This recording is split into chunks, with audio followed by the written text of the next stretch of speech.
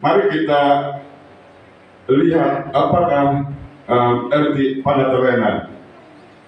Panatelenan ataupun stewardship berarti pekerjaan menatalayani.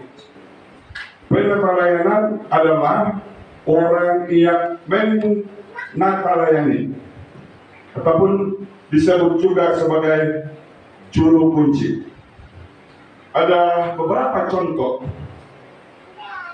dari Alkitab, di mana di dalam Kejadian 24 diterangkan bahwa Abraham mempunyai orang kepercayaan untuk mengelola harta dan urusan rumah tangga, yaitu Eliezer. Nah, ini adalah penatelayanan ataupun juru kunci yang mengelola harta dan urusan itu sesuai dengan kehendak Abraham, pemiliknya. Pekerjaannya disebut juga sebagai penatelayanan, yaitu mengelola, berasal daripada kelola yang berarti mengurus.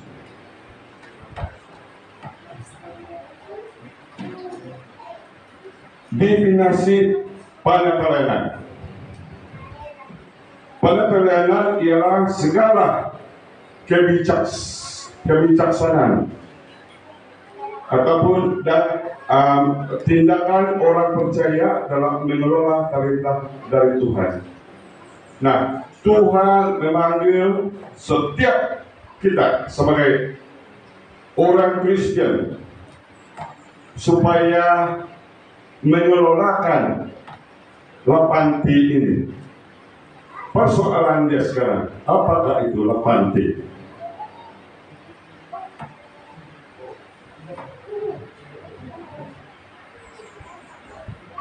T ini adalah diambil dari singkatan awal bahasa Inggris, yaitu, saya percaya ramai yang tahu ini, terutama yang di sini tahu, tapi saya sebut balik.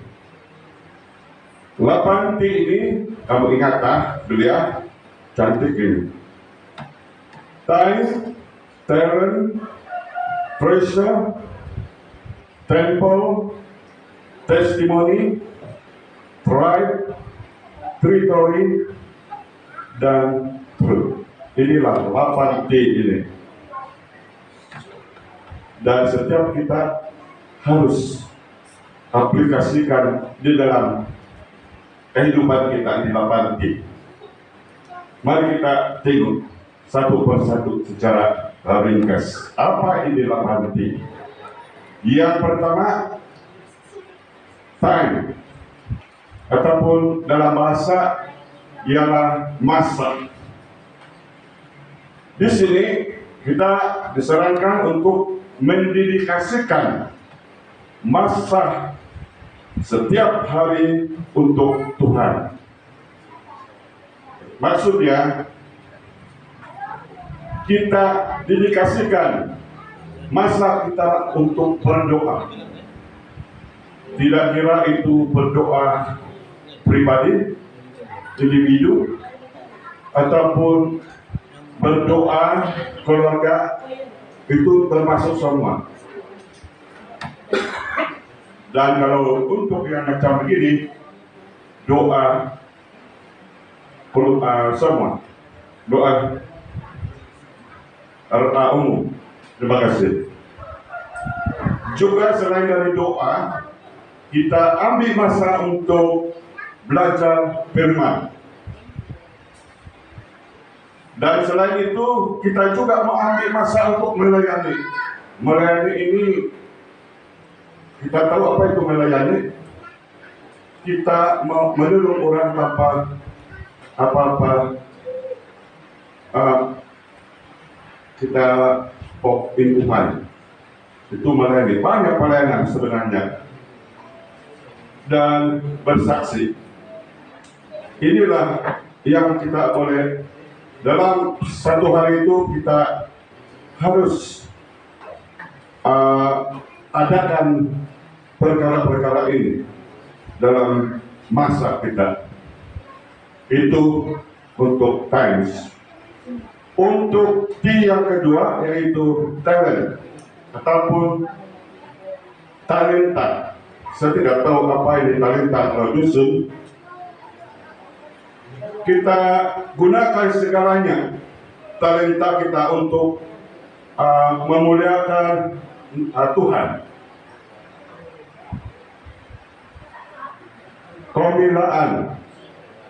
Kemilaan seolah jadi. Contoh yang paling yang sedang adalah orang yang pandai mengurut. Contoh siapa? Elder Insan ini dia pandai urut dan dia seringkali mengatakan ini saya guna untuk pelayanan. Sebab saya tanya dia berapa ini upah, saya bilang tidak bayar, kasih silat saya garam saja. Nah, ini pun suatu talenta yang kita boleh gunakan untuk pelayanan. Jangan kita sembunyikan talenta itu. Kadang tahu paling mengurut, tapi bila ada orang yang memerlukan, kau pura-pura tidak tahu. Malah kadang-kadang ada orang panggil kau tidak senang. Jadi kita gunakan ini talenta kita memuliakan Tuhan. Selain itu begitu juga dengan mekanik. Saudara Yakon Joseph suatu ketika dulu saya hantar itu ATV rusak dan terpaksa ganti ini satu barang dia cakap. Apabila proses selesai, saya katakan kepadanya berapa digaji? No, saya tidak dibayar. Pelayanan cakap. Puji Tuhan, inilah pelayanan. Dia gunakan kebolehan dia gunakan talenta dia untuk kemuliaan Tuhan, berkepekaan. Inilah yang dikatakan sebagai talenta. Kita gunakan kebolehan kita untuk kemuliaan Tuhan, kepangkalitan, dan banyak lagi. Pemimpin choir, pemain gitar, tunjuk orang main gitar, itu semua talenta. Kita pergunakan itu. Sambil ringkas saja. Yang ketiga T ialah treasure, yaitu harta. Apa di harta ini? Adakah itu harta yang timbul di tetangga di sana sini? Adakah harta emas yang disimpan di bank, duit yang bertimbun di bank? Di sini dikatakan kita muliakan Tuhan dengan segala harta yang Dia sudah percayakan kepada kita, yaitu harta sorga. Apa harta sorga itu, saudara dan saudari?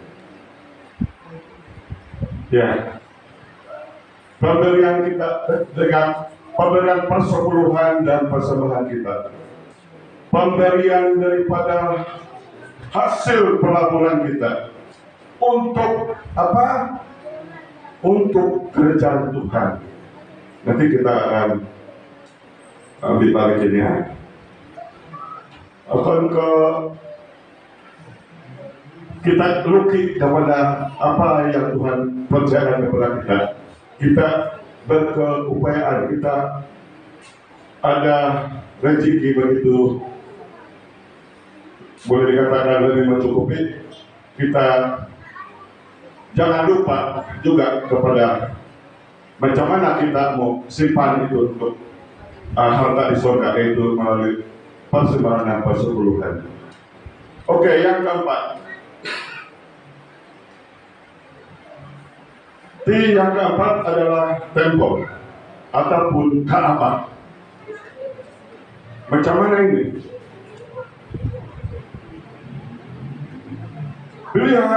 Peliharalah hati dan tubuh kita agar berkenan kepada Tuhan, serta menjadi berkat kepada diri dan orang lain. Kita tahu kan tubuh kita ini apa? Dalam kelas permandian ada dikatakan tubuh kita ini adalah bait suci Tuhan.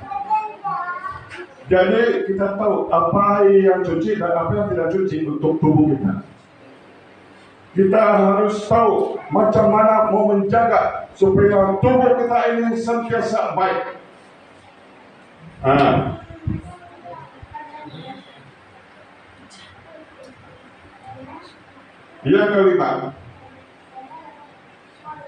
Yang kelima adalah testimoni, kesaksian.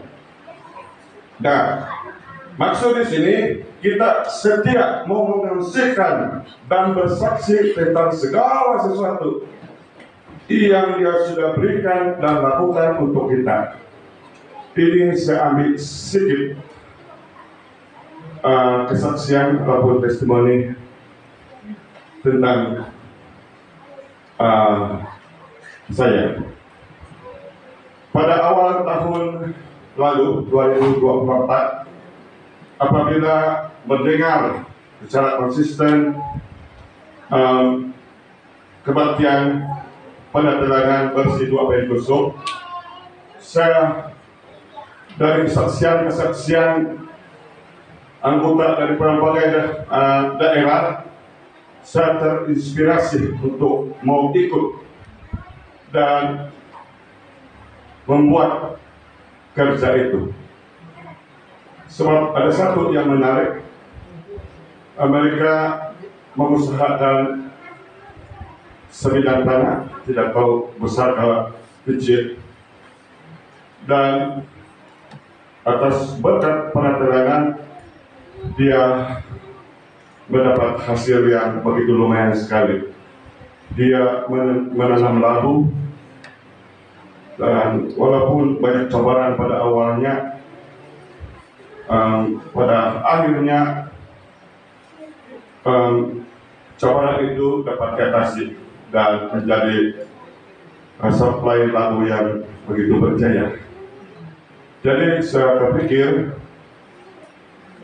untuk membuat satu, saya nampak ada kawasan luas di halaman, boleh juga menampung, kalau disusun baik-baik, boleh menampung untuk 200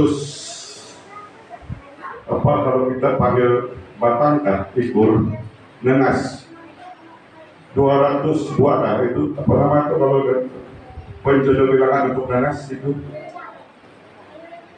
ulas, pokok. Terima kasih. Boleh buat 200 pokok. Jadi pasal pertama saya target 100 pokok. Terima kasih. Yang menulis anti semuanya. Ada juga boleh katakan 70 anak nenas, dan yang lain itu rumput-rumput.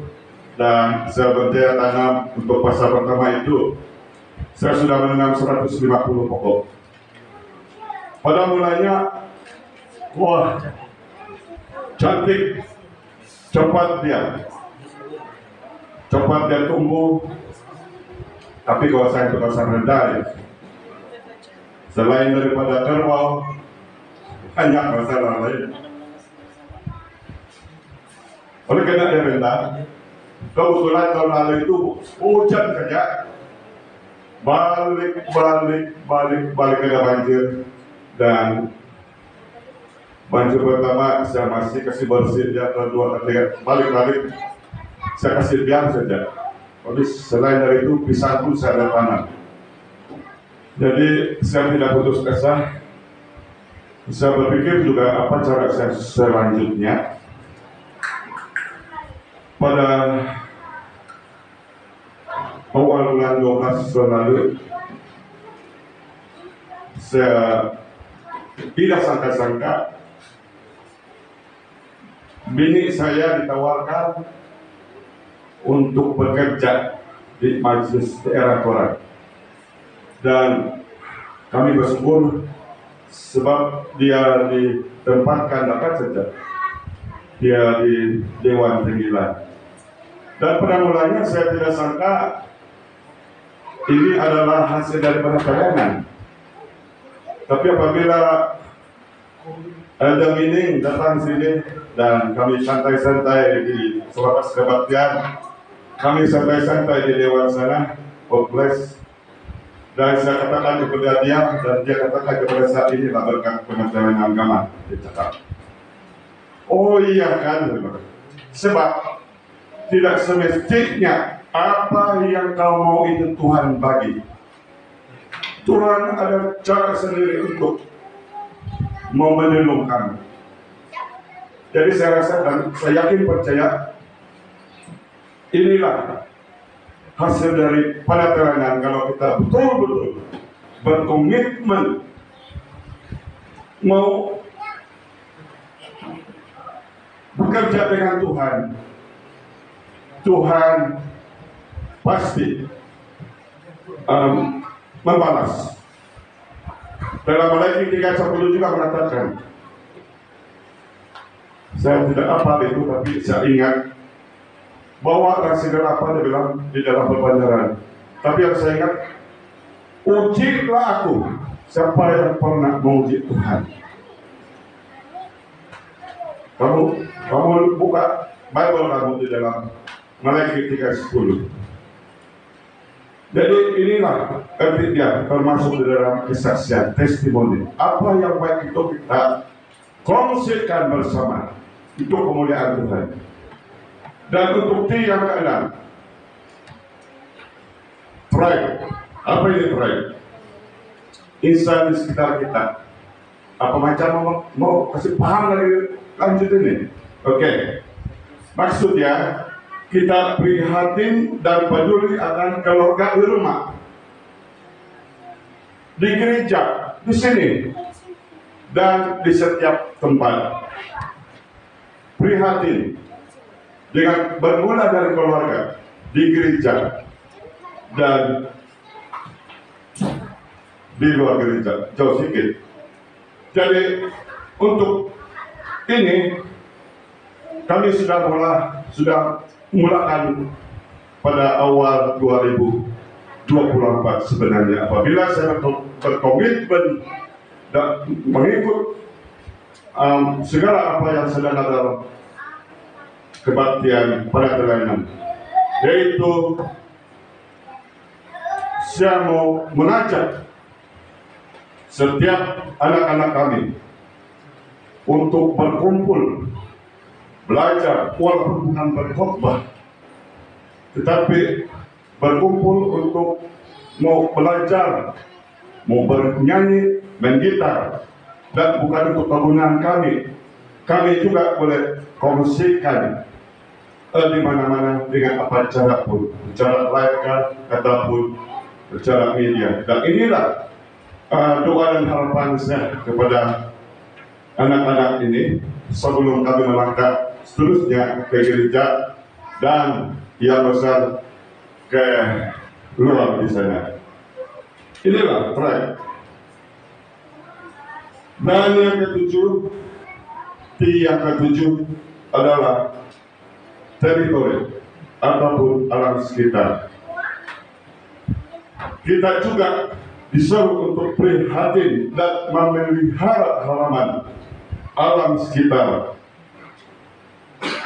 kita. Maksudnya gereja kita, kalau di sini gereja kita sentiasa bersih, kita ini Tuhan semua punya ini. Kita kasih bersih di rumah, begitu juga kita tidak mau merusakkan apa-apa yang Tuhan bagi kepada kita, termasuk ini tanam-tanaman. Jadi kita harus pandai memelihara alam sekitar kita. Kalau yang buang sampah dalam plastik, buang di sana sungai dengan cembakan itu bukan memelihara alam sekitar. Sudah itu beberapa tahun yang lalu ada saja, sama ada dia jatuh ataupun disengajakan, itu tidak tahu lah, tapi mungkin dia belum tahu apa ini lapanti beramburan di celana. Oke, dan yang terakhir, yang terakhir adalah truth ataupun kebenaran. Mengasihi, setia, pelihara, pertahankan dan kongsikan firman kebenaran Tuhan. Inilah T yang terakhir yang ke-8, truth. Jadi seperti yang saya katakan tadi, macam mana kita mau kumpul harta di surga? Oke, saya ambil sedikit ya untuk mau mengakhiri pelajaran kita yang pilih ini. Dalam gereja kita, satu-satunya gereja yang masih mengamalkan pemberian persepuluhan dari zaman Abraham sampai sekarang. Dan persepuluhan itu sudah ditetapkan 10%. Ya, tidak boleh dikurang dan tidak boleh dinaikkan. Tapi dan persepuluhan dan persembahan. Nah, sekarang kita dengar lagi sistematik. Persembahan, aku janji itu nama sudah sebenarnya, tetapi belum dilaksanakan secara sistematik, belum direkodkan lagi. Jadi pada ketetapan beberapa tahun yang lalu, pada versi 1.0 sudah diterangkan bagaimana mau mengira pemberian persembahan ini. Pemberian persembahan ini adalah ikut kerelaan hati kita. Ada yang memulakan 1%, ada juga memulakan 2%, 5%, 7%, 10%, 20%, dan ada yang sampai 40% kalau di negara orang. Tapi itu kita tidak boleh ikut, itu negara orang. Jadi maksudnya sistematik, persembahan itu memang itu 10% lah. Katakanlah kita ada 100, persepuluhannya itu adalah 10 ringgit. 10 ringgit. Perbetulkan kalau salah. Jadi ada tinggal 90 ringgit lagi kan? Oke, persembahan. Kalau kita ambil 10%, 10 ringgit juga. Jadi artinya 10 ringgit, 10 ringgit, 20 ringgit. Jadi tinggal 80 lagi yang kita punya. Tapi untuk persembahan kita boleh ikut kemampuan kita. Bermula dari 1%, 2%, begitu. Dan untuk mau sistematik betul-betul kita konsisten pemberian itu, masih konsisten pemberian itu. Bukan maksud apabila banyak kau dapat dan banyak 800, bila kurang siapa dapatkan kurang 800. Itu sistematik, dia konsisten. Kalau kau bermula dari 1%, biarpun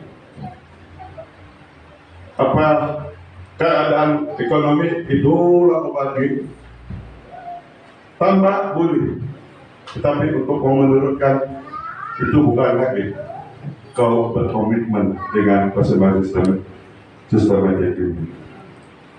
Dan satu yang perlu kita tahu, setiap pemberi persembahan ini kita gunakan sampul putih untuk memudahkan bendahari merekodkan berapa orang anggota ia memberi persembahan sistematik. Tidak kira umur. Pada awal tahun ini kami sudah ajar dan punya anak untuk memberi memasukkan di dalam sampul. Tapi malam pada pagi ini saya nampak dia tidak menggunakan sampul. Ini mungkin belum lagi berapa campaign itu Ibu Bupati ya untuk mau kasih fokus. Dia ingat budak kecil ini, ingat tentang orang tua, sekali cakap dan ingat selalu. Mari kita ajarkan anak kita menggunakan sampul. Biarpun 50 sen kasih masuk sampul, biarpun berapa saja, kemudian dia bendahari kita senang untuk mengira dan perutusan pembagian itu nanti Bendahara Arif itu. Seperti yang kita tahu, kalau persembahan ini bagi dua dengan mission, 50% mission, 50% untuk kita. Tapi untuk kita tidak lagi sampai 50% itu. 5% itu kita bayar lagi untuk education di MUM. Jadi tinggal 40% lagi untuk kita punya. Tetapi kalau kita satu hati mau melaksanakan ini, wah, saya tidak heran kalau kedudukan kewenangan gereja kita akan nampak keberhasilan. Jadi ada beberapa contoh yang sedang ada dalam kesaksian gereja. Sebab pada versi untuk 3 poin khusus ini dia mengikut kesaksian satu gereja, bukan individu. Pada sebelumnya itu kesaksian individu, tapi untuk tahun ini dan tahun depan, saya dengar kalau untuk tahun depan kesaksian untuk satu wilayah dan satu daerah lagi. Wah, nanti kita akan nantikan sejarah. Beberapa kesaksian daripada gereja-gereja yang mengamalkan persembahan sistematik ini yang saya lihat di sini ialah apabila mereka konsisten ataupun ya memberi persembahan sistematik, kelihatan persatuan mereka itu sangat kukuh, teguh, tidak masing-masing. Nampak betul kesatuan mereka. Banyak kesatuan juga gereja kita ini. Begitu juga keharmonian. Jelas sekali kelihatan keharmonian antara anggota bersama anggota dan pertumbuhan anggota. Maksudnya mungkin ada anggota kita yang sudah rindu untuk datang ke gereja, tapi inilah pengalamannya. Kalau sudah lama betul dia malu datang ke gereja. Jadi perlu kita highlight ini, kita boleh jangkau mereka. Sebab saya dengar kalau kesaksian tadi pagi daripada Bino Labu, orang sudah yang anggota yang lama sudah tidak pergi sembahyang. Tetapi apabila mereka pergi melawat, terutama yang tidak boleh jalan sudah sakit, dengan bawa bakul makanan, malah bakul duit, dan yang lain mendengar, wah, luar biasa pelayanan ini Bino Labu, sampai ramai yang datang balik ke gereja. Nampak betul kesatuan mereka. Dan selain dari itu, pembangunan juga begitu jelas nampak. Kita punya gereja ini anggota sudah. Harap kalau kita satu hati untuk mengamalkan persembahan ini, ya sudah tentu gereja macam kita ini pilih saja. Kalau dalam jangka masa dekat kita tidak capai, tapi kalau untuk jangka akan datang kita boleh kabur di surga. Jadi untuk penutup, marilah kita baca sekali lagi satu ayat di dalam 1 Tesalonika 5 ayat 14 dikatakan di sini, mengucap syukurlah dalam segala hal, sebab itulah yang dikehendaki Allah di dalam Kristus Yesus bagi kamu, bagi kita, bagi saya dan Anda semua.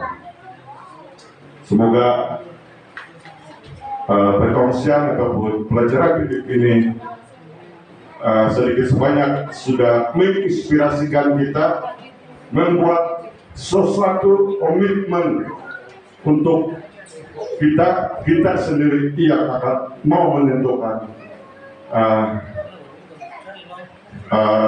nanti. Jadi Tuhan memberkati.